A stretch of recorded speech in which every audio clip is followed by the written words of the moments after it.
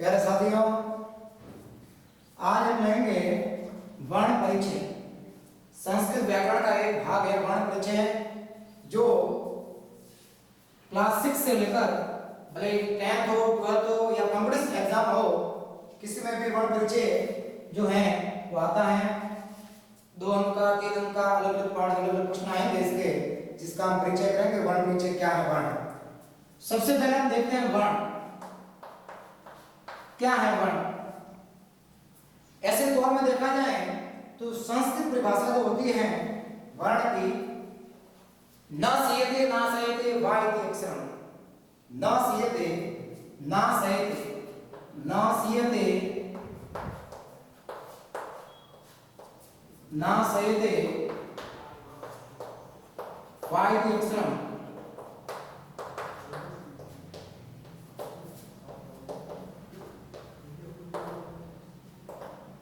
न सीयते ना सयते वा इति अक्षरम, अर्थात ऐसी छोटी से छोटी इकाई या ऐसी छोटी से छोटी ध्वनि, ऐसी छोटी से छोटी इकाई या ध्वनि, ऐसी छोटी से छोटी इकाई या ध्वनि जिसके टुकड़े नहीं किए जाते, टुकड़े नहीं किए जाते,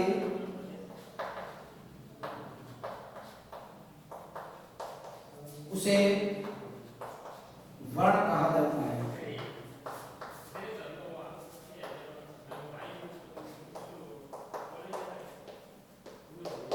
वर्ण कहा जाता है ऐसी छोटी से छोटी इकाई जिसके कभी, यह ऐसी छोटी से छोटी ध्वनि जिसके कभी टुकड़े नहीं किए जा सकते हो, उन्हें वर्ण कहा जाता है।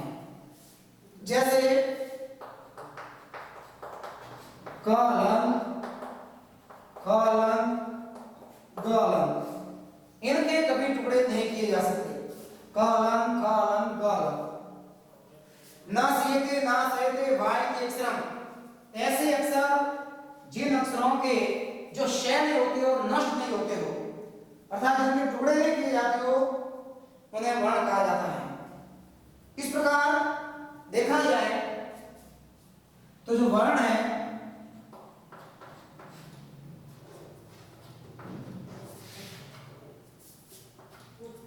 दो प्रकार के होते हैं। नंबर 1 स्वर वर्ण,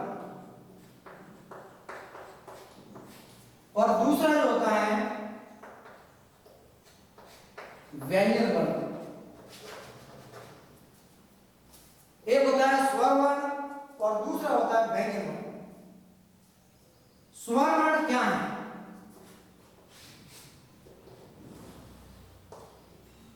जिनका उच्चारण स्वतंत्र रूप से होता है,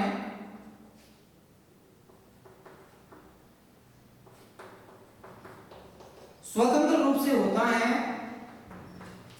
जिनका उच्चारण स्वतंत्र रूप से होता है, वह स्वर वर्ण है। व्यंजन वर्ण जिनका उच्चारण करने के लिए, जिनका उच्चारण स्वरों की सहायता से होता है,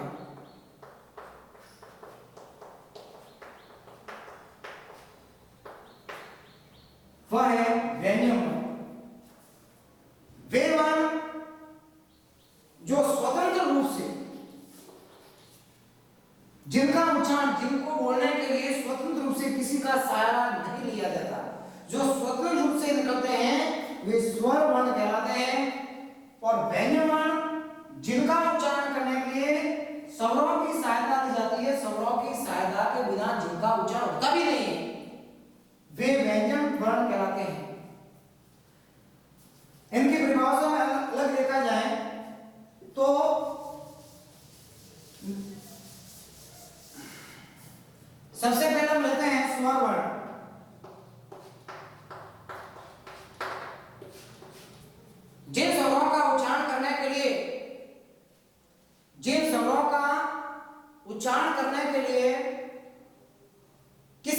अक्षरों की सहायता नहीं ली जाती। जिन स्वरों का उच्चारण करने के लिए किसी अन्य अक्षरों की सहायता नहीं ली जाती, जो खुद बढ़ते हैं, खुद बढ़ाते हैं या स्वजातीय बनते हैं, स्वजातीय बनते हैं या स्वतंत्र रूप से बनते हैं, या स्वतंत्र रूप से बनते हैं, वे स्वर वर्ण कहलाते हैं। वे वर्ण जिनका उच्चारण करने के लिए किन्हीं अन्य अक्षरों की सहायता नहीं ली जाती है, जो खुद बढ़ते हैं, खुद बढ़ाते हैं या स्वजातीय बढ़ते हैं या स्वतंत्र रूप से बढ़ते हैं, उन्हें स्वर वर्ण कहा जाता है। इनकी जो संख्या होती है वो 5 है। इनकी संख्या 5 है। अ, ई, उ, री और री। अ, ई, उ, री। इनकी संख्या 5 होती है। अ, ई, उ, री और री। जिन स्वरों का उच्चारण करने के लिए जो खुद बढ़ते हैं, खुद बढ़ाते हैं, स्वजातीय बढ़ते हैं या स्वतंत्र रूप से बढ़ते हैं, उन्हें स्वर वर्ण कहते हैं। इनकी संख्या 5 है। अ, ई, उ, री। इन्हें मूल स्वर भी कहा जाता है या लघु स्वर भी कहा जाता है। इन्हें मूल स्वर और लघु स्वर भी कहा जाता है। प्रश्न बन सकता है लघु स्वर के संति, लघु स्वर के संति, ऐसे प्रश्न बना है कभी? लघु स्वर के संति तो अ, ई, उ, री। पंच अर्थात लघु स्वर पंच संति, लघु स्वर है वो 5 है या, और मूल स्वर कहें तो केवल 4 ही होते हैं, 5 नहीं होते हैं, क्योंकि मूल स्वर हिंदी में होते हैं, संस्कृत में लघु स्वर और ह्रस्व स्वर कहलाते हैं। सही बात है। दूसरी बात इसमें कहेंगे अपन, स्वर वर्ण का पहला पद जो ह्रस्व वर्ण है उसकी संख्या 5 होती है। अ, ई, उ, री। अब अपन एक-एक को देखेंगे अच्छी तरह से। जैसे सबसे पहले वर्ण के दो भाग आपको बता दिए, पहला ने बता दिया हमने स्वर वर्ण,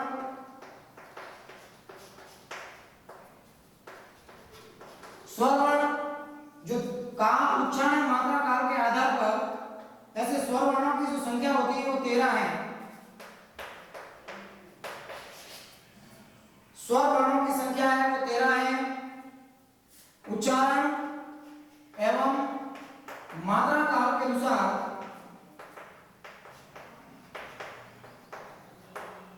उच्चारण मात्रा काल के अनुसार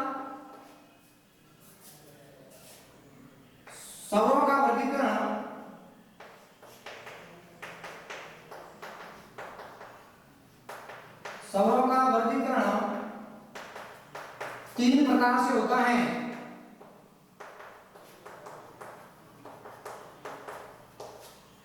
उच्चारण मात्रा काल के आधार पर स्वरों का जो वर्गीकरण है वो 3 प्रकार का होता है। नंबर 1 ह्रस्व स्वर, नंबर 2 दीर्घ स्वर और नंबर 3 में होता है प्लुत स्वर। नंबर 1 ह्रस्व स्वर, नंबर 2 दीर्घ स्वर और नंबर 3 प्लुत स्वर। ह्रस्व स्वर, दीर्घ स्वर और प्लुत स्वर, स्वरों का वर्गीकरण उच्चारण मात्रा काल के आधार पर 3 प्रकार का होगा। नंबर 1 ह्रस्व स्वर, नंबर 2 दीर्घ स्वर, नंबर 3 में प्लुत स्वर। एक-एक स्वर को अच्छी तरह से देखेंगे।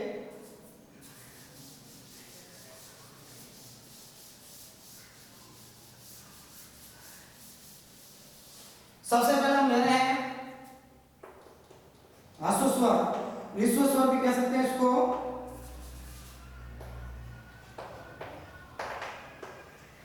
वे स्वर जिन स्वरों का उच्चारण करने के लिए कम से कम समय लगे, जितना हो सके कम समय लगे, या एक मात्रा काल का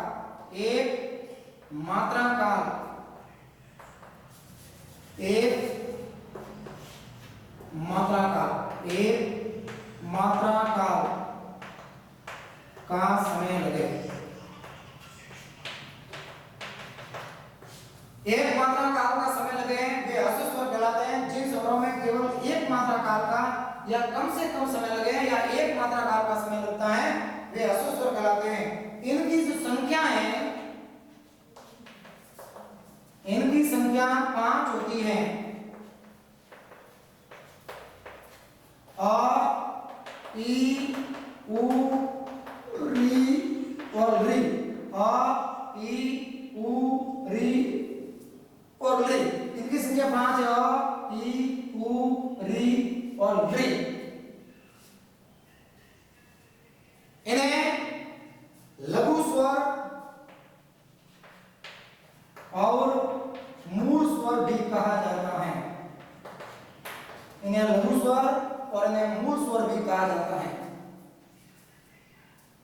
तो ह्रस्व स्वर की संख्या 5 है। 1 2 3 4 5 अ, ई, उ, री। जिन स्वरों में कम से कम समय लगता हो या एक मात्रा काल का समय लगता हो वे ह्रस्व स्वर कहलाते हैं। दूसरा आता है दीर्घ स्वर। दीर्घ स्वर जिन स्वरों का उच्चारण करने के लिए 2 मात्रा काल का समय लगता हो। 2 मात्रा काल, 2 मात्रा काल का समय लगे। 2 मात्रा काल का समय लगता हो या जिन स्वरों का उच्चारण करने के लिए ह्रस्व स्वर से थोड़ा ज्यादा, ह्रस्व स्वर से थोड़ा ज्यादा समय लगे या 2 मात्रा काल का समय लगता हो दीर्घ स्वर कहलाते हैं। इनकी संख्या 8 होती है। इनकी संख्या 8 होती है। आ, बड़ी, बड़ाऊ, ए, आई, री, ओ और औ। 1 2 3 4 5 6 7 और 8। इनकी संख्या 8। 1 2 3 4 5 6 7 और 8। आ दीर्घ अक्षर है, बड़ी दीर्घ अक्षर है, बड़ा वो दीर्घ अक्षर है, ए दीर्घ अक्षर है, आई दीर्घ अक्षर है, री दीर्घ अक्षर है, ओ दीर्घ अक्षर है और औ दीर्घ अक्षर है। इसलिए इनकी संख्या होगी 8। 1 2 3 4 5 6 7 और 8। इनकी संख्या होगी 8। जबकि ह्रस्व स्वर की संख्या होती है 5, जबकि दीर्घ स्वर की संख्या होती है 8। जिन स्वरों का उच्चारण करने के लिए ह्रस्व स्वर से थोड़ा ज्यादा समय लगे, जिन स्वरों का उच्चारण करने के लिए ह्रस्व स्वर से थोड़ा ज्यादा समय लगता हो या 2 मात्रा काल का समय लगे, 2 मात्रा काल का समय लगता हो, उन्हें दीर्घ स्वर कहा जाता है। इससे आगे हम चलेंगे। तीसरा जो है वो क्लू स्वर। क्लू स्वर, क्लू स्वर कितने कहेंगे? इनकी संख्या 9 होती है। इनकी संख्या 9 है। जिन स्वरों का उच्चारण करने के लिए ह्रस्व स्वर और दीर्घ स्वर दोनों को मिलाकर जो समय लगता है वह क्लू स्वर कहलाता है। जिन स्वरों का उच्चारण करने के लिए ह्रस्व स्वर और दीर्घ स्वर दोनों को मिलाकर, ह्रस्व स्वर और दीर्घ स्वर दोनों को मिलाकर जो समय लगता है अर्थात त्रिमात्रिक काल का समय लगता हो, क्लू स्वर कहलाता है। जिनमें जिन स्वरों का उच्चारण करने के लिए त्रिमात्रिक अर्थात 3 मात्राओं का समय लगता हो उन्हें क्लू स्वर कहलाते हैं। इनकी संख्या 9 है। जैसे आ, बड़ी, बड़ाऊ, ए, आई, री, री, ओ और औ। अब इनमें क्या होता है, इनके प्रत्येक स्वर के आगे अंक लगाएंगे 3 का। जैसे आ 3 बड़ी, ई 3 बड़ा, ऊ 3 ए 3 री, सॉरी आई 3, उसके बाद में री 3 री 3 ओ 3 और औ 3। 1 2 3 4 5 6 7 8 और 9। इनकी संख्या हो गई 9 अर्थात क्लू स्वर की संख्या 9। इन्हें व्यक्त करने के लिए प्रत्येक स्वर के आगे, इन्हें व्यक्त करना है तो प्रत्येक स्वर के आगे अंक लगाना पड़ेगा 3 का, अर्थात 3 का अंक लगाना है तो क्लू स्वर की संख्या क्योंकि तीन की मात्रा नहीं मानी जाती है, इसलिए प्रत्येक स्वर के आगे तीन का अंक लगाना पड़ेगा और इन्हें व्यक्त करने के लिए इस प्रकार से किया जाता है पुरुष स्वर, जैसे ओ, ये पुरुष स्वर की श्रेणी में आएगा, या जय हे, लंबी इस प्रकार ध्वनि होगी, पुरुष स्वर की श्रेणी में आएगी, प्रत्येक स्वर के आगे तीन का अंक लगाया जाएगा, अर्थात जिन स्वरों का उच्चारण करने के लिए ह्रस्व स्वर और दीर्घ स्वर दोनों को मिला करके ह्रस्व स्वर एक मात्रिक का और दीर्घ स्वर दो मात्रिक का, दो और एक तीन, अर्थात जिनमें तीन मात्रा काल का समय लगता है प्लूस स्वर कहलाता है। इनकी संख्या 9 है। इन्हें व्यक्त करने के लिए प्रत्येक स्वर के आगे तीन का अंक लगाना पड़ेगा, इसलिए इनकी संख्या होगी 9, 1 2 3 4 5 6 7 8 और 9। अब रही बात ह्रस्व स्वर की संख्या कितनी है? 5। दीर्घ स्वर की संख्या कितनी है? 8। प्लूस स्वर की संख्या कितनी है? 9। ह्रस्व स्वर की संख्या 5 है, दीर्घ स्वर की संख्या 8 है और प्लूस स्वर की संख्या 9। अब अपन टोटल करेंगे 8 8 16 17 के साथ 17 और 5 2 22, टोटल हो गए 22। 8 5 13 और 13 और 2 22। तो टोटल स्वर वर्णों की जो संख्या है, स्वरों की संख्या, स्वर वर्णों की संख्या जो है वो 22 है। टोटल जो है स्वरों की संख्या हुई 22, अर्थात स्वर वर्ण है वो 22 है। टोटल स्वरों की संख्या है 22 है। ह्रस्व स्वर 5 हो गए हैं, दीर्घ स्वर 8 हो गए हैं और प्लूस स्वर 9 हो गए। ह्रस्व स्वरों की संख्या 5 है, आई उ री। दीर्घ स्वरों की संख्या 8 है, आ बड़ी बड़ा ए आई उ ऊ औ।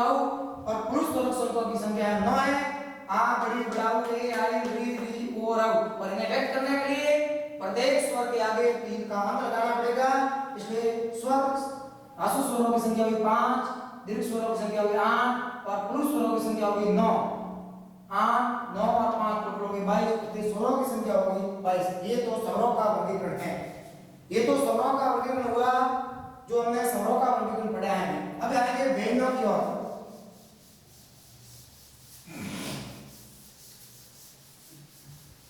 हम देखेंगे प्यारे साथियों, मित्रों देखिए, अब लेंगे अपन व्यंजनों का वर्गीकरण। यहां तक तो रही थी स्वरों की बात, स्वर वर्णों की, जो आपको बता दें स्वर वर्णों की जो संख्या है वो टोटल 22 थी। अब अपन जाते हैं व्यंजनों की ओर। व्यंजन वर्ण की ओर जाएंगे। क्या है व्यंजन वर्ण?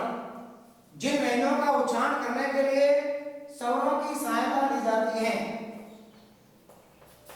स्वरों की सहायता ली जाती है,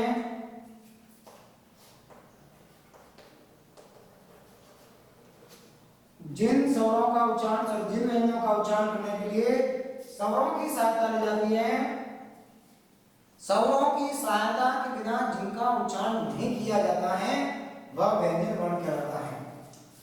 अर्थात व्यंजनों की जो संख्या है वो 33 है। स्वरों की थी 22, अब व्यंजनों की संख्या आ गई 33। जिन व्यंजनों का उच्चारण करने के लिए स्वरों की सहायता ली जाती है, स्वरों की सहायता के बिना जिनका उच्चारण नहीं किया जाता है उन्हें व्यंजन वर्ण कहते हैं। जैसे उच्चारण मात्रा काल के आधार पर, उच्चारण एवं मात्रा काल के आधार पर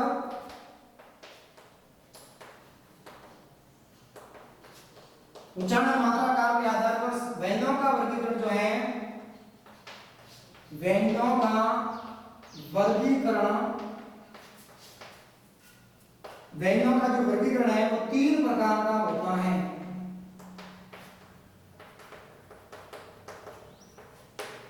उच्चारण मात्रा काल के आधार पर जो व्यंजनों का वर्गीकरण होता है वो 3 प्रकार का होता है। नंबर 1 स्पर्श व्यंजन, नंबर 2 अंत्यस्थ व्यंजन,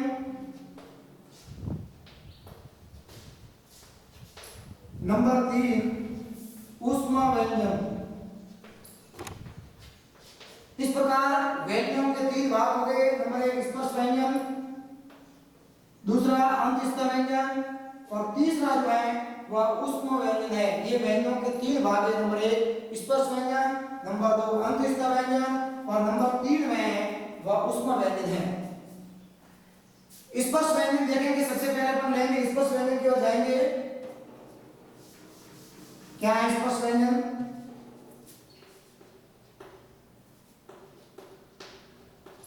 स्पर्श व्यंजन,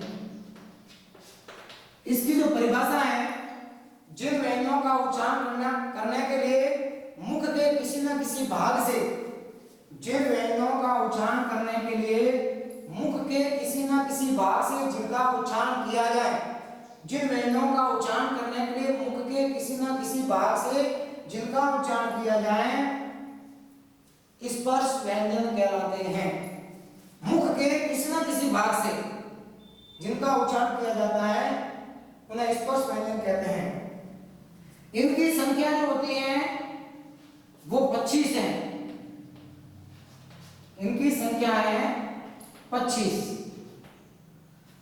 ये वर्गीय व्यंजन कहलाएंगे, वर्गीय व्यंजन कहलाएंगे। स्पर्श व्यंजन जो है वह वर्गीय व्यंजन है। जैसे क वर्ग, क वर्ग, च वर्ग, ट वर्ग, त वर्ग और प वर्ग। क च ट त प क च ट ट प। प्रत्येक अक्षर से शुरू होंगे। क हलान क, ख ख ग ग ण, च छ ज ज और ण, ट ठ ड ड न, त थ द ध और न, प फ ब भ और म।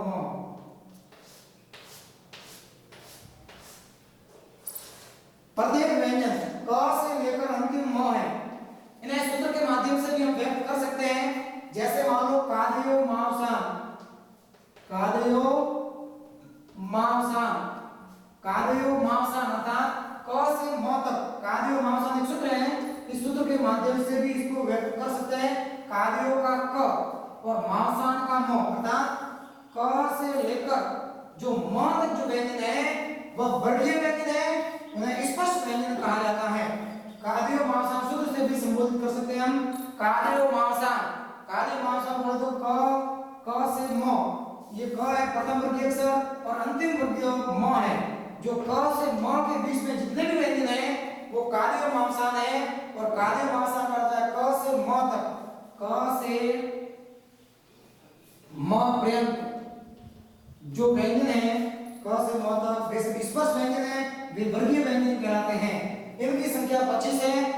स्पर्श व्यंजनों की संख्या हुई 25। 1 2 3 4 5, 5 है, ऐसे गिनेंगे 1 2 3 4 5, तो 5 × 5 बराबर 25, तो 25 हुए। तो स्पर्श व्यंजन 25 हुए। इनका सूत्र है कादयो मावसान। क से म तक जितने भी व्यंजन है वे स्पर्श व्यंजन की श्रेणी में आएंगे। अगर अगला लेंगे हम अंतस्थ व्यंजन। अगला है अंतस्थ व्यंजन।